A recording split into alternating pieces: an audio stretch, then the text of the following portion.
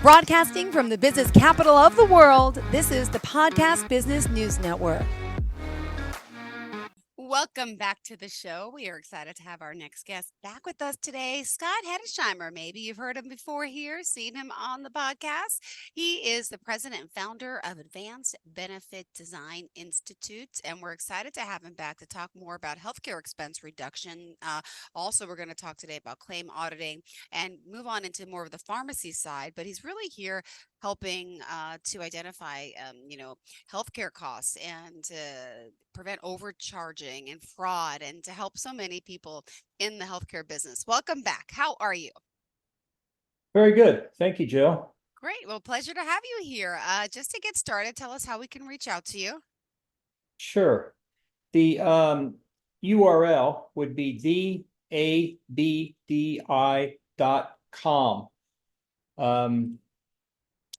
We are a next generation claim auditing service. Okay.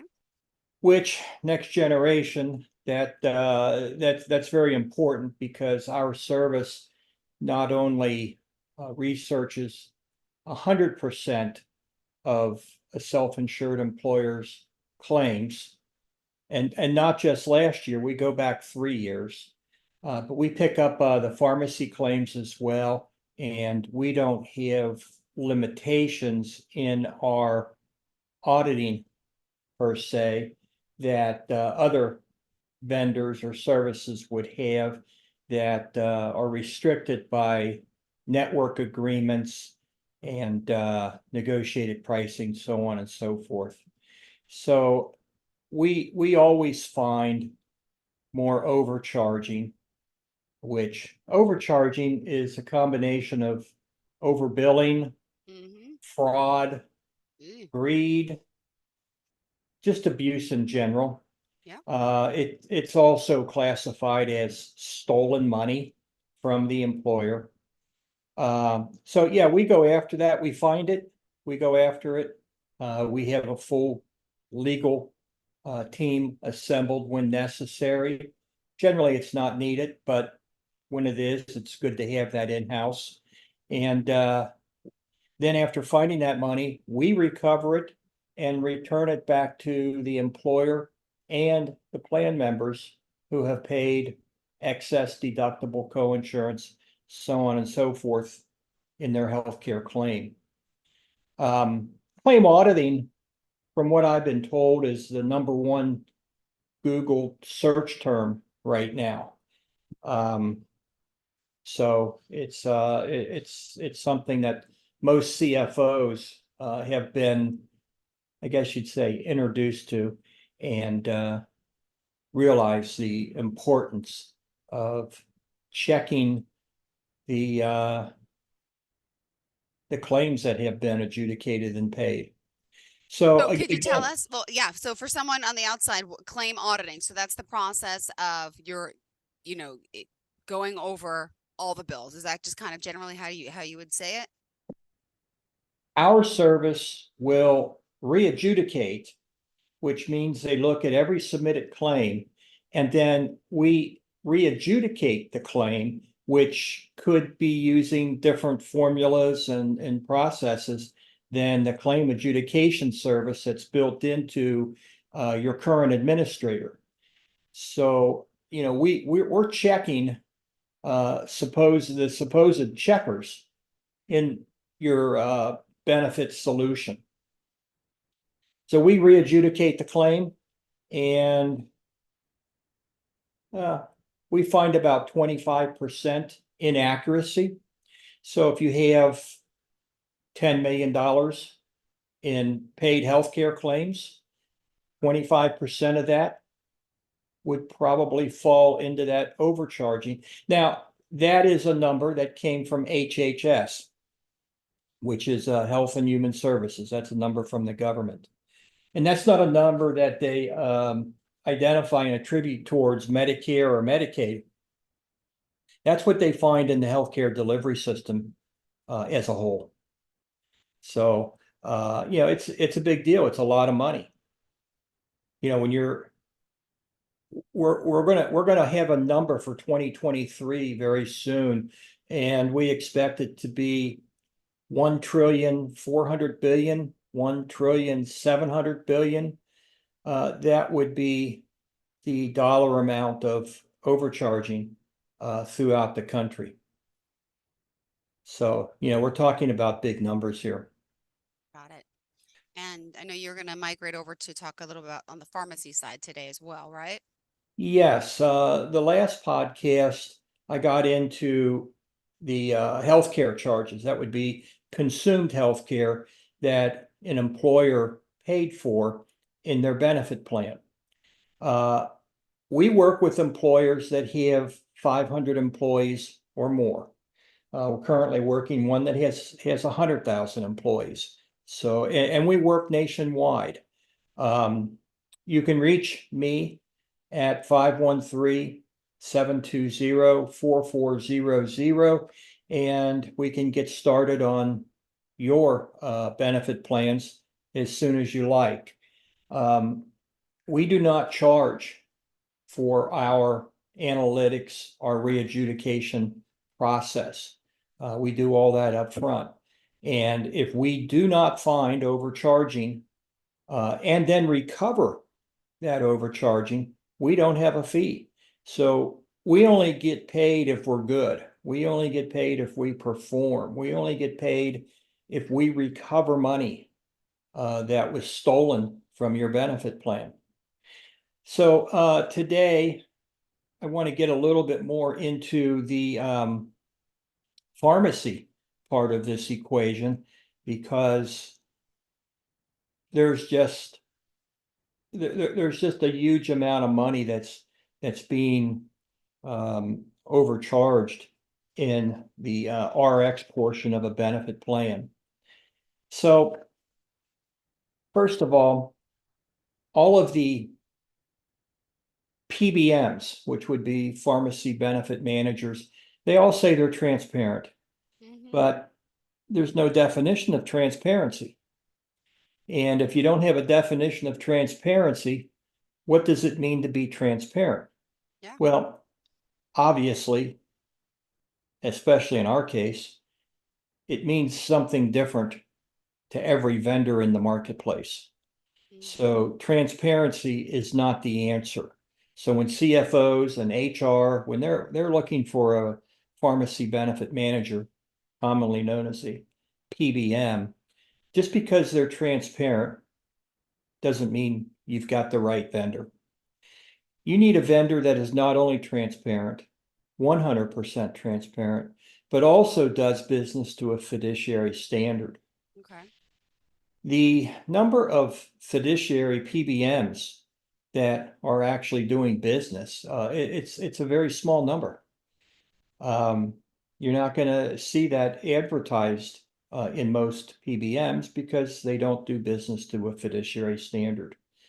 All of our solutions, all of our vendors, whether it's in the healthcare space or in the PBM space, they're all fully vetted to our standards, and we publicize what our standards are, and we'll explain the importance of that. But they all do business to a fiduciary standard. That's like your financial advisor. Financial advisors do business to a fiduciary standard. That's commonplace. I'm not going to say 100% of them do, but they're supposed to. So we operate to the same standard as your financial planners do. So the fiduciary branding, the fiduciary name, that's important. Hard to find, but we have 3 or 4 different PBMs that do business to a fiduciary standard. Another key item, it's important that your PBM owns its own contracts. Most PBMs do not own their own contracts. We have what we call or identify the big 3 as far as PBMs go. Your Caremark, Optum, things like that. Those are common names. They have 80% of the business in the marketplace. Wow. None of them do business to a fiduciary standard, and none of them are transparent as far as our definition of transparency goes. So doing business with any of the big three, we'll probably find 20, 25, 30% savings just by changing PBMs. And when you change from one of the big three PBMs to us, you can still fill your drugs anywhere you want. Mm-hmm. It's not like our PBM only has one pharmacy in your market that you can go to. You can still go to your grocery store for drugs. You can still go to Walgreens, CVS, mom and pop pharmacies, Costco, Sam's, wherever you get your drugs filled. We have 66,000 pharmacies that fill drugs with our PBM relationship that we recommend. So, it's important that your PBM owns its own contracts, because otherwise that just inserts another middleman or two or three or four who are going to derive revenue off of your pharmacy fills. So when you're trying to reduce your spending, you need to get rid of these entities that participate in the supply chain of your drug fill. Conflicts of interest. You don't want your PBM to own a product, a pharmacy, a dispensary, or preferred medication. You want your PBM to be agnostic. And, with that being said, you are truly getting the result of shopping for the lowest price if your PBM does not have a conflict of interest. Every time you run into that conflict of interest, you're going to be directed to their particular pharmacy or their particular formulary for the drug fill, and you're going to be overpaying. So, you don't want a PBM that has any conflicts of interest. So, these are just some tips, I guess you'd say, if you're trying to actually control cost. We're not going to be able to recover money from your pharmacy relationship, but we can change your pharmacy relationship, and we can stop the bleeding as far as these high or highest drug costs in the industry go. The other thing is how they derive their pricing. Most of the PBMs have a spread pricing model. And that's, the spread is from the actual ingredient cost to the average wholesale price that you see in the pharmacy. There are about 10 or 12 steps of increase from the actual drug cost to the average wholesale price. What you want is a PBM that has a fixed fee or a fixed price that they have included in the price of the drug, which represents their revenue.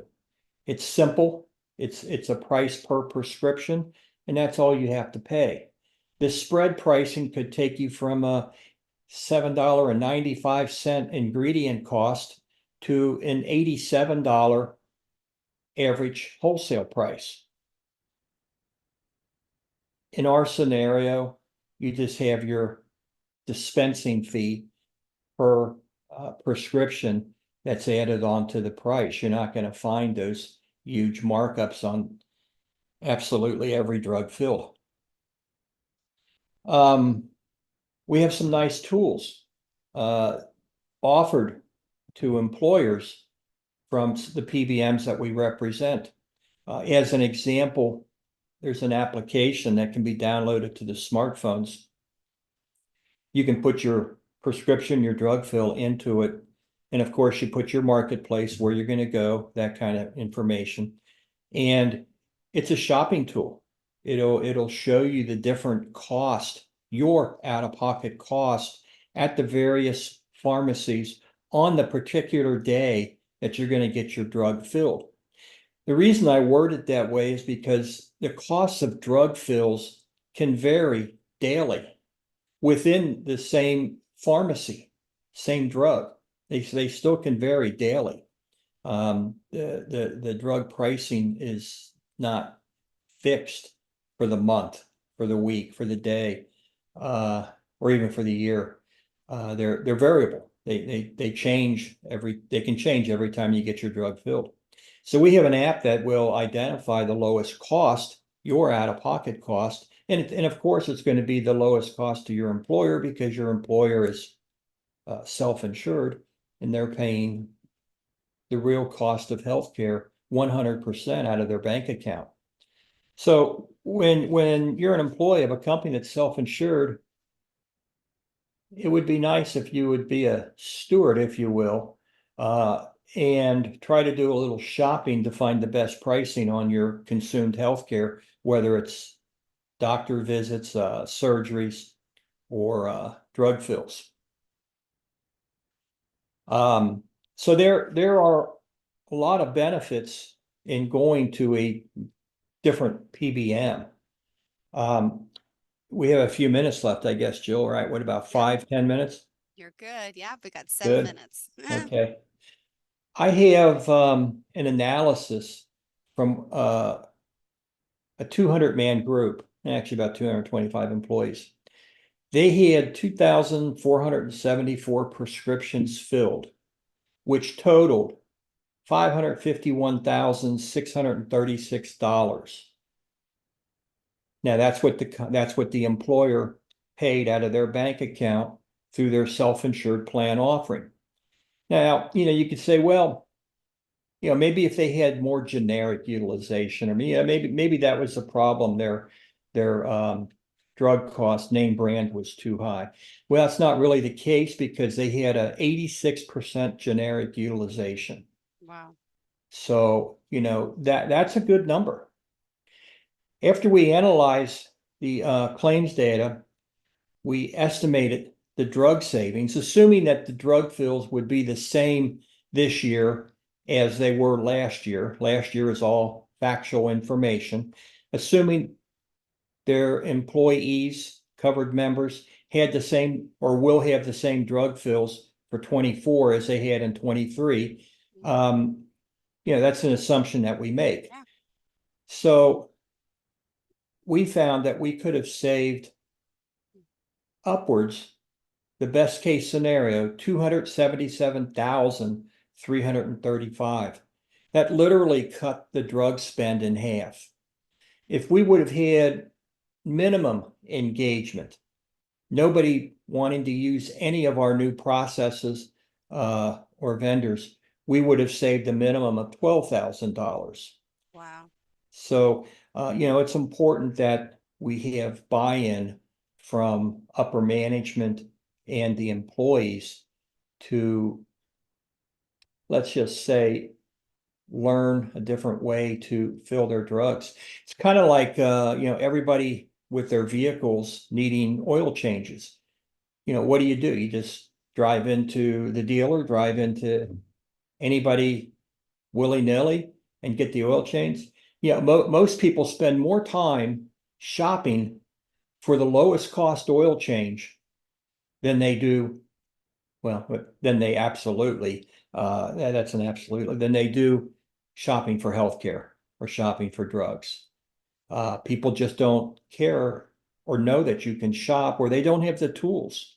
So, it's important that we accomplish an education, if you will, on becoming better healthcare consumers. And that's part of what we do as well, part of our services. But getting back to the pharmacy thing, there's such a thing called rebates when you're talking about these drug fills. And in this particular scenario, we found $137,360 in rebates. According to ERISA, and ERISA is federal law, rebates belong to the plan sponsor. The plan sponsor is the employer. So all drug rebates, according to federal law, are supposed to go directly to the employer. This employer didn't even know what a rebate was. And, when I told them that there were $137,000 in rebates and they didn't get them, they were quite upset. Generic, everybody thinks generic is the best, lowest pricing, but that's not always the case either. The percent of profit is higher with a generic than it is a name brand, or maybe even a specialty drug, a drug that costs 12, 14, $16,000 a fill, one fill per month. We found $94,000 in savings by doing a better job managing and distributing the generics. So, we have very detailed reporting that we provide, that we generate in our work. And again, we don't charge for this reporting. So anybody that wants, any employer, any CFO with, an employer group of 500 plus employees, call me and I'll set up this deep dive into your claims data. And we'll generate these reports and identify this money. And again, we don't charge to do this reporting. We just take a percent of what we actually recover in savings. Now, in the event of the PBM, we would have to switch it to a PBM because again, we can't recover these dollars from the PBM. We can recover dollars from hospitals, doctors, medical facilities. Got it. Well, thank There- you for enlightening us on this whole thing. We still got 2 more minutes left. Okay. Well, we identified some top 10 drug savings. Yes. Most of this stuff I can't even pronounce, but Lexapro, Mhm. Vascepa, Symbicort, Oxycontin, Cilantra, Adderall, Clarivis, Eliquis, atorvastatin. These are very common drugs. Atorvastatin, that's a high cholesterol drug. Mhm. Many of these are diabetes drugs. There's a painkiller in there. But we found over $19,000 in savings just in enforcing rules with the top 10 drugs. And then there's another final topic, and that's your international fill. Yes, we absolutely do international fill. But what we find out is some of these companies doing international fills are doing a spread pricing model. They take a percent of what they save.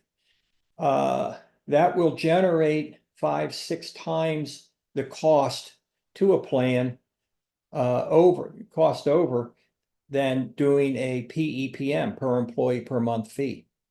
So it's better to pay for the service than to agree to pay part of the savings generated when you're working with companies that offer the international drug fill service as an add-on to your PBM. But some of these drugs, Humira, Januvia, Skyrizi, Jardiance, Ozempic. These are $7,000 to $30,000 a month drug fills. I can't believe how expensive that's, that my girlfriend is taking that now. And I'm just like, what? Yeah. Trulicity, you see that on TV all the time. We see that being charged at like $1,700 a month.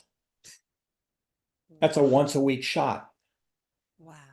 I mean, it's, these things are very expensive. Eliquis, the blood thinner, that's actually going to be a generic. Maybe this year, I think, is when the date comes up. But currently, that's like $550 a month. And you take 2 pills a day. That's your prescription. We can reduce that cost to 0 for an employer. Wow. We can reduce that cost to $25 for an employee that's taking it, instead of a high formulary, non-brand, whatever you want to call it, copay, which generally is a minimum of $50. So that's a 50% savings for the member. Wow. So again, we're at theabdi.com.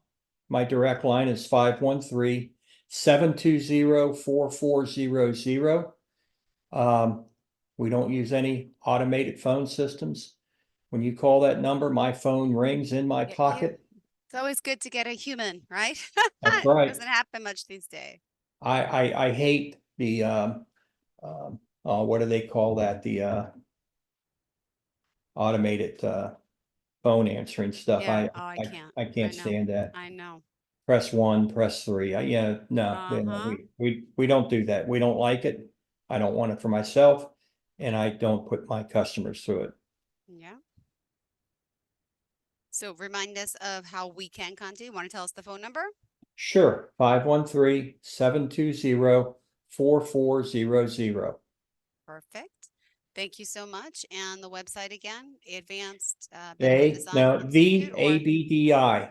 We give a simpler URL. Yes, we perfect. still have the old one, Advanced Benefit I'm Design sorry, that's the only Institute. one that's on my sheet, so I always say it. But But it we found still a new, works.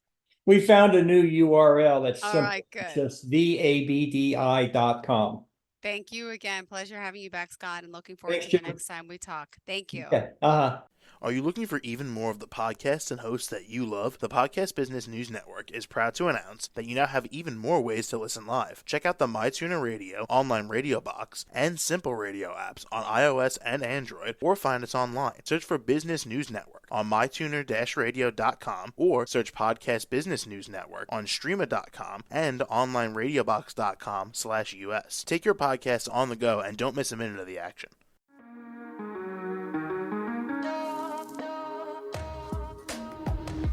Broadcasting from the business capital of the world, this is the Podcast Business News Network.